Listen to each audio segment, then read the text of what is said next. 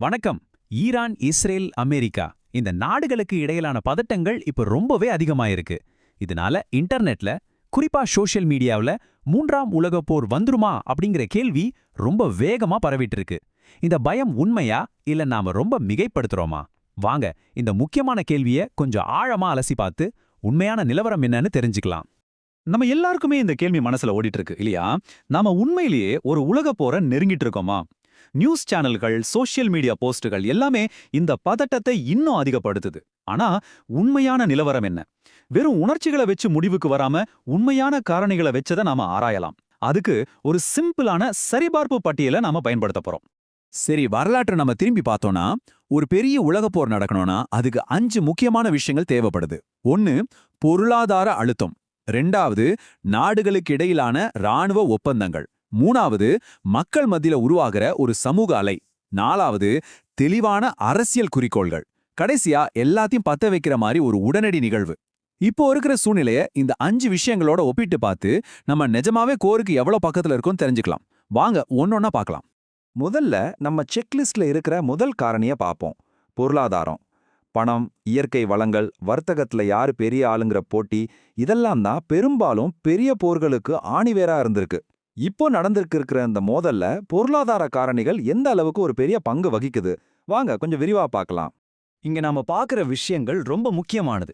முதல்ல ஈரானோட நிலைமையை எடுத்துக்கிட்டோம்னா, பல வருஷமா அவங்க மேல இருக்கிற பொருளாதார தடைகளால அவங்களோட பொருளாதாரம் ரொம்பவே மோசமா பாதிக்கப்பட்டிருக்கு. அங்க இருக்கிற மக்கள் கடுமையான விலைவாசியால கஷ்டப்படுறாங்க. இது ஒரு பக்கம். இன்னொரு பக்கம் அமெரிக்காவோட நலன்கள் இருக்கு. உதாரணமா ஹார்முஸ் ஜலசந்தி, இது வழியாதான் உலகத்தோட பெரும்பாலான எண்ணெய் வர்த்தகம் நடக்குது. இந்த வழியை கட்டுப்படுத்துறது அமெரிக்காவோட உலகளாவிய செல்வாக்குக்கு ரொம்ப அவசியம். ஆனா இது எல்லாத்தையும் விட ஒரு முக்கியமான விஷயம் இருக்கு. அது அமெரிக்க டாலரோட ஆதிக்கம். இன்னைக்கு உலகத்துல பெரும்பாலான வர்த்தகம் டாலர்ல தான் நடக்குது. ஆனா ஈரான், ரஷ்யா, சீனா மாதிரியான நாடுகள் இதுக்கு ஒரு மாற்று வழியை தேடுறாங்க. அதாவது டாலரை தவிர்த்துட்டு அவங்கவங்க நாட்டு பணத்துல வர்த்தகம் செய்ய முயற்சி பண்றாங்க. இதுக்கு பேர் தான் டாலரைசேஷன்.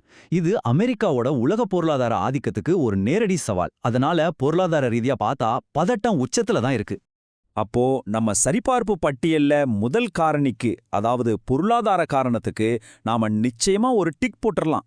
ஒரு பெரிய சண்டை வர்றதுக்கான பொருளாதார தீப்பொறிகள் கண்டிப்பா இருக்கு, இதுல எந்த சந்தேகமும் இல்ல. ஆனா இது மட்டுமே ஒரு உலகப் போரை தொடங்கி வைக்க போதுமானதா? வாங்க அடுத்த ரொம்பவே முக்கியமான காரணியை பார்க்கலாம். இப்போ நாம பார்க்க போறது தான் இந்த முழு பகுப்பாய்விலேயே மிக மிக முக்கியமான ஒரு கட்டம், ராணுவ கூட்டணிகள். இதுதான் ஒரு சின்ன இடத்துல நடக்கிற சண்டைய ஒரு உலகப் போரா மாத்திர சக்தி கொண்ட ஒரு சாவி.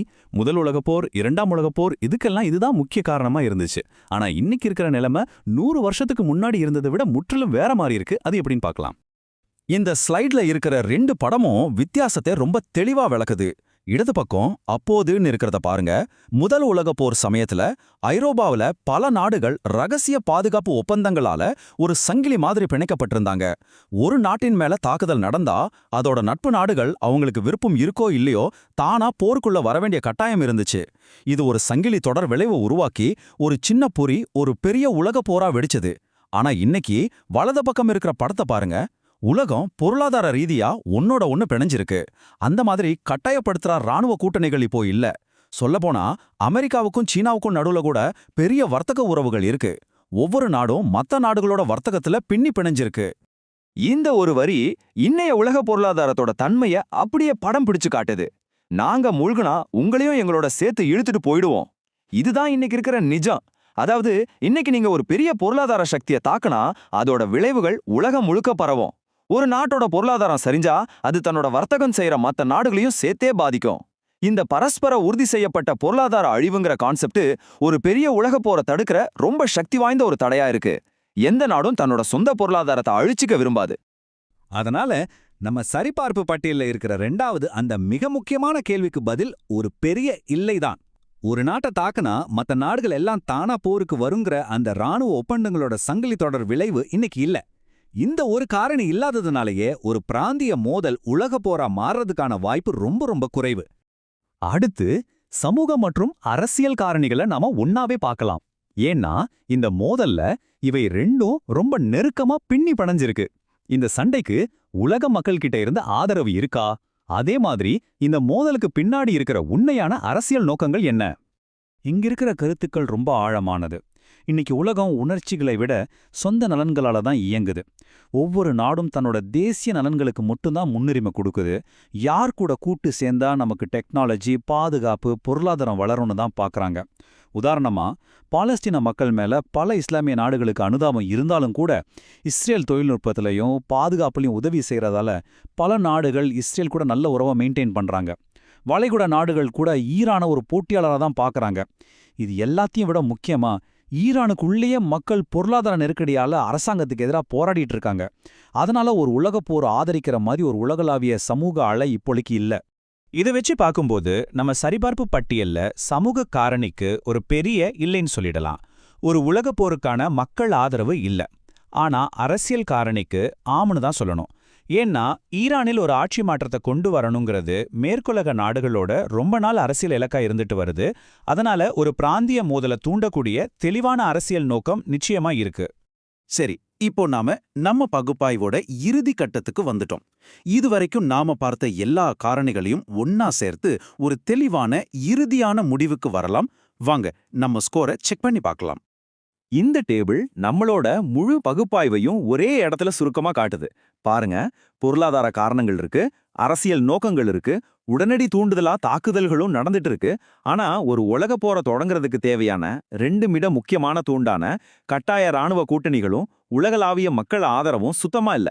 இன்னைக்கு இருக்கிற இந்த உலகமயமாக்கப்பட்ட பொருளாதாரம் போரை தடுக்கிற ஒரு கண்ணுக்கு தெரியாத பாதுகாப்பு வலையா செயல்படுது. இதுதான் இந்த பகுப்பாய்வோட மிக முக்கியமான கண்டுபிடிப்பு. அதனால இந்த மூலங்களோட பகுப்பாய்வை வச்சு பார்க்கும்போது நாம ஒரு தெளிவான முடிவுக்கு வரலாம். இப்போ இருக்கிற பதட்டங்கள் ரொம்ப தீவிரமானவை, ஆபத்தானவை தான். ஆனா அது ஒரு 3வது உலகப் போரா வெடிக்கிறதுக்கான வாய்ப்பு மிக மிக குறைவு. ஏன்னா அந்த போரை தொடங்குறதுக்கு தேவையான மிக முக்கியமான சங்கிலி தொடர் விளைவு, அதாவது அந்த ராணுவ கூட்டணிகள் இன்னைக்கு இல்ல. இந்த பகுப்பாய்வை நம்ம ஒரு சிந்தனையை தூண்டுகிற கேள்வியோட முடிச்சுக்கலாம். ஒருவேளை இந்த மோதலோட உண்மையான விளைவு ஒரு உலகப் போரா இல்லாம இருக்கலாம். மாறாக இந்த வெளி அழுத்தங்கள் எல்லாம் சேர்ந்து ஈரானுக்கு உள்ளேயே ஒரு ஆழமான உள்நாட்டு மாற்றத்துக்கு வழிவகுக்க முடியுமா?